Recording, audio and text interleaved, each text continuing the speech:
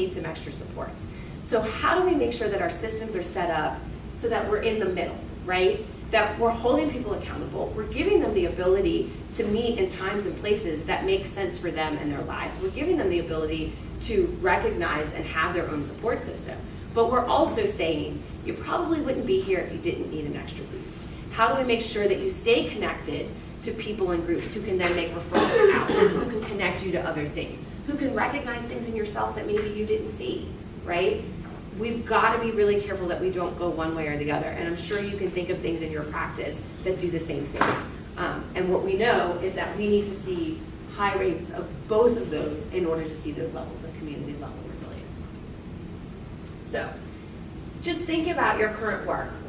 What are those things, and you don't have to answer this because I know we're running low on time, but what are the things in your work that you're doing that are intentionally building, maybe you didn't think of it as building resilience, but you are building resilience. You're already doing this work, you're just haven't been using these words for it.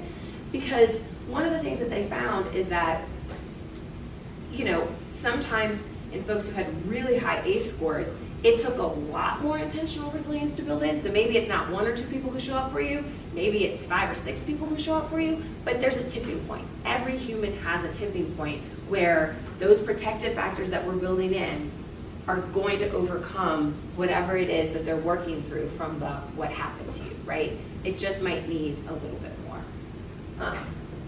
So think about this as you go back to your work. What are those things that you're doing that are helping to build that positive view of the world, that sense of self-efficacy? I matter, right? That help people self-regulate, their sense of attachment and belonging. Who are your people? Who's your person, right? My grandmother was my person growing up. Are you connected to that person? Did something happen that you haven't seen your person or they're not in your life anymore?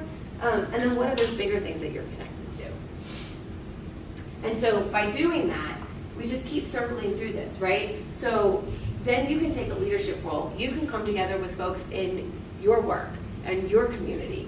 You share what you've learned. We make decisions differently because when you know better, you do better, right? And so then it comes back around and now you're empowering new leaders in your community to continue to do this work. And we're all lifting everybody in our community. And we know, science tells us, data tells us that when we do these things and we do them intentionally, we do bring down the rates of ACEs overall in our community. But it's up to us. It's shaped by the way we think about things, about being intentional, about our conversations with others, right? Not what's wrong with you, but what happened to you. In our families, in our own interpersonal relationships, and then in our communities that we're a part of. So that's what we have. Do y'all have questions? That was a lot of information to sort of throw at you in an hour. Any sort of feedback? Did that resonate? Okay. It's sort of like a deer in the headlights. I have a question. Yeah. I wasn't going to ask, but I feel like it's a little bit controversial because I kind of know the answer to it, and it's not a happy answer. The study that was done in San Francisco, San Diego. It's India. Is there a reason why that group, that demographic versus a more needy demographic? I feel as though the answer might be because maybe that group is a little bit more responsive and will stick with the study. It's because it was Kaiser Permanente. So it was the 90s and they had managed health care, which this is before the Affordable Care Act. So most people didn't have health insurance, you know, or health care. And so in the 90s, if you had a health plan, you probably were getting it through work and it was probably a pretty good job if it's providing it. And so the ACE related questions were self-reported. Now it wasn't just a yes or no, there was a number of questions and then it was coded as a yes or no. That was self-reported. But the medical stuff was actually tied to their medical record. So they didn't ask, have you ever been treated for liver disease? They looked in your medical record to see that you had been treated for liver disease. So like that disaggregated slide that looked at men and women and depression, I mean, I think that that's not because men don't experience depression as often, it's that they're less likely to get treatment and it was coming from their medical record. Women are more likely to get treatment for mental health issues. But there have been a number of follow-up studies to the ACE study. There's one in, is it Philadelphia? I was looking at urban ACEs. They added 5 additional ones that I'm probably not going to get them all, but experiencing racism, neighborhood level violence. I think foster care was in that one. I'm trying to remember the other 2. So yeah, there've been a lot of follow-up studies with a lot of different populations, and they have largely found these things confirmed. Some communities, obviously, with higher overall levels of ACEs. I mean, I don't know about you. I'm kind of glad that that was the original population that they used, because I think that we have a tendency to other, right? And so, you know, we need to help them, but it's not us, it's them, right? We're going to go help them. We've got like sort of this, I mean, sometimes it can be a savior complex, but for these researchers to see that it was us, right? It was people in professional jobs with health insurance with a certain level, and 7 out of 10 of those people had an ACE score at least 1. That shocked them, and I think that got a lot more attention to this study than you would have gotten if you would have gone in the inner city of somewhere and looked at primarily people of color, low socioeconomic status, whatever, because people would go, oh, of course they've got problems, right? But this, you can't dismiss this. This is in the population that we say is fine. We're not fine. None of us are fine. This whole country, none of us are fine, right? So once we start from that level, and then we say yes, and then add on top the other things that make it more difficult for some populations versus others. But these were people by and large who had a good amount of privilege, and they also had a lot of health issues associated with it. I don't know, what would you say? Exactly what you said. But probably less eloquently. Well, once you put it that way, it was a good baseline. Yeah. Because you wouldn't have expected those results from that group. I think the other thing is that I know for me, we all sort of fall into this, where there are some people who act out their trauma, right? And so we look at these long-term adverse experiences, like alcoholism or, you know, lung disease or whatever. And like you were saying, we see these from a public health perspective as like bad behavior, like you're engaging in this bad behavior. And so that also sometimes is easier to dismiss. Like, of course they've got bad health outcomes, they're making bad choices. But to see that it's not just the folks who are acting out. I didn't put this slide in here, but there was a study done, not ACEs, but it was basically looking at similar things, and it was published in the Proceedings of the National Academy of Sciences, so pretty prestigious. And they were looking at the epigenetic age of 21-year-olds, I think, who had experienced trauma or not, and who had acted it out in school or not.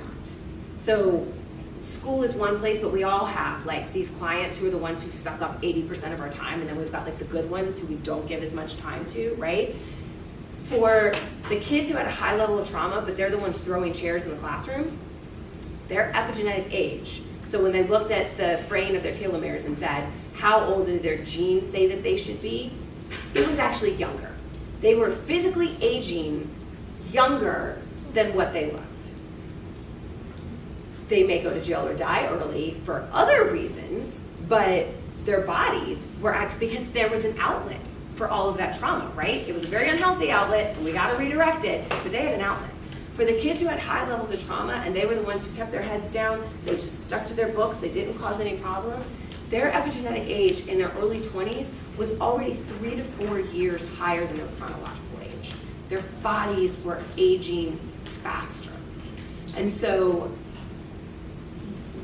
this, I think, gives us a framework to talk about everybody who's experienced trauma and understand that there are all kinds of physical ways that our bodies process that, whether we were the good kids or the bad kids or something in between, right? I think that's really different in this. Y'all have other questions? Observations? It's funny that you bring up the age, because you know a lot of people, and you kind of scoff at it whenever a 60, 70-year-old person says, oh, well, I feel like I'm 40. Yeah. And you're like, okay, well, look in the mirror and maybe you'll feel differently. But, there's truth to that. When I was 25, I would tell people that I felt like I was 40, and they would laugh at me. And I'm like, if you knew, when I was 25, I'm like, but if you knew what the last 25 years were like, you'd feel like you were 42. When I hit 30, I was like, my goal is to still feel like 40 at 40, right? And so far I'm doing okay. But yeah, it ages you from the inside out in ways that you don't necessarily anticipate. One other observation, all of y'all aren't mental health practitioners, right? So, you can't start digging and poking around in people's trauma unless you're able to immediately do something about it, right? So you're not going to be asking all these detailed questions. It's one of the things that I really like about the ACEs language is that I told you I had a high ACE score. That told you a lot about me, but it also told you nothing about me, right? I didn't have to go into the details of what happened when I was a kid for you to suddenly have a different framework or paradigm in which you were viewing me.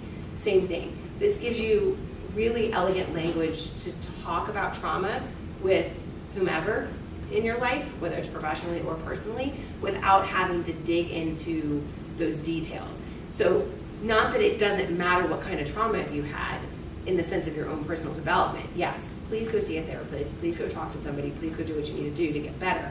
But as we're working on, building resilience in folks, it's enough to know that somebody has a high, medium, or low ACE score, right? Or that they're at risk for further ACEs. You can talk about those things in generalities. You can talk to parents about their kids in generalities, and you're still getting a lot of information across, and you're getting a lot of information from them without having to get into specifics that you're just not prepared for or qualified to do in that setting, right? Because it's not that kind of relationship, right? And that's actually something that I've done presentations where people are like, we need to ask everybody about their ACEs. Somebody actually raised their hand, like, we should put it in one app. And I was like, maybe not. But I think, please don't. Yeah, I always like to think of it as like, this is a way you can change how you behave with everybody and how that level of empathy you can bring to situations. Because I think the other thing is looking at that chart that you had with the effects of having people in your life who care about you and who can show up for you.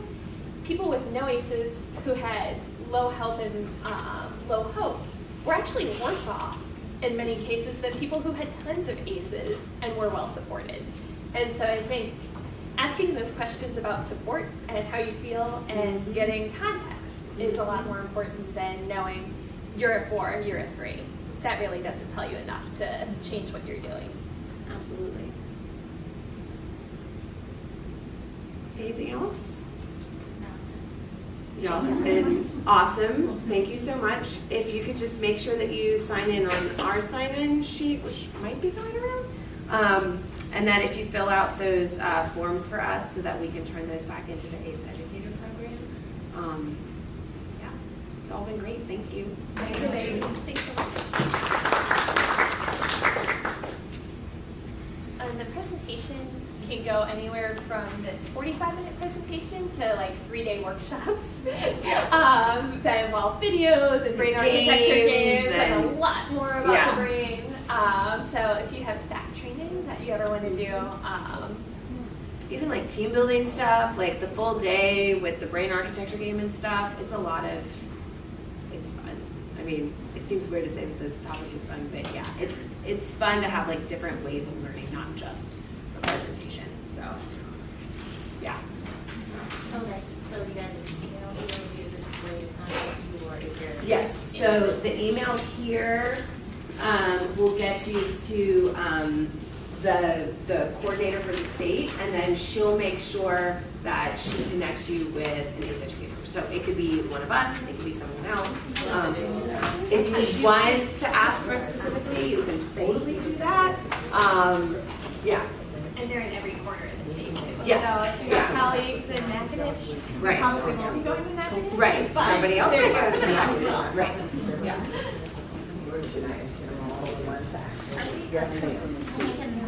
Email us, right? So the slides actually aren't shareable. I was like, is there a proprietary?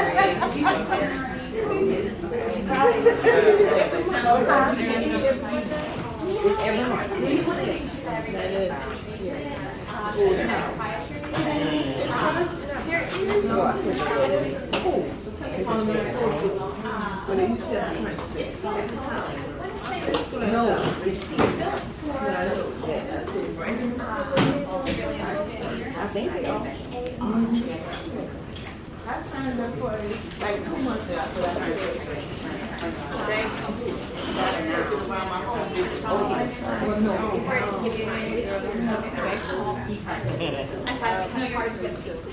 too, I forgot. It's so unusual for me, like, for you to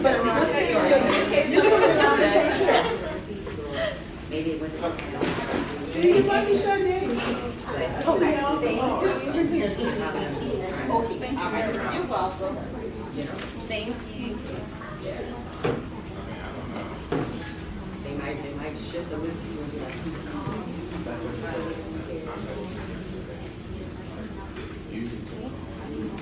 So, we have another cohort coming up. We've been doing, I think they're in the education setting over See you later. Good to see you.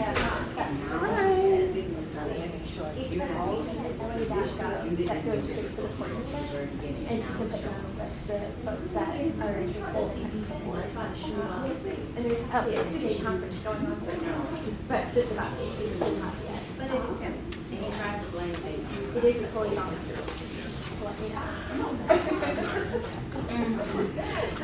Yeah. It is unfortunate for graduation. We got to high Robert Mandel like Somebody doesn't understand how you so it was kind of amazing. I'm like, I had seen it before. And if you ever get into He's really good on it. they're like What should we? yin and yang, I always feel like. Oh, you're gonna. Can we leave it up here? Here, I'll take 'em. Thank you so much. Thanks, y'all. Reaching out to you guys. I think Yeah. this would be a really good training for our staff. Awesome. And it's just Okay. so this would be Realizing that. We would love that. Yeah, I like it a lot. Yeah, that's awesome. We would love to do that. Thank you. Thank you. What's happening? Elizabeth? Yeah. Right next to the Okay. Go to the beauty store? the beauty store. Okay, I'll see you. Somebody had Are you with these bills, bro? I know. I read it and it was from what you went to.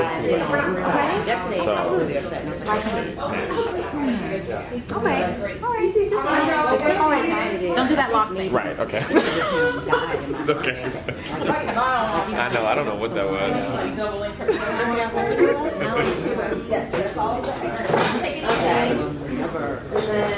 I will never defend you. Yeah. Ever again. Yeah. We got new chairs and they don't stack perfectly. And don't worry about it, we're good to go. You can leave all this stuff as is. Okay, all right. Thank you. Welcome, thank you. Yeah, like I really, at first it was so hard to believe, but now that, you know, we're experienced now, okay. Do you have a card as well? Oh, yes. But I'm gonna get with Cameron because the patient deserves a lot better than that, even if he's not gonna do something. We do this with you. Y'all are good speakers. It's not me. No, I'm good. Like every time I hear it, I'm like, every floor.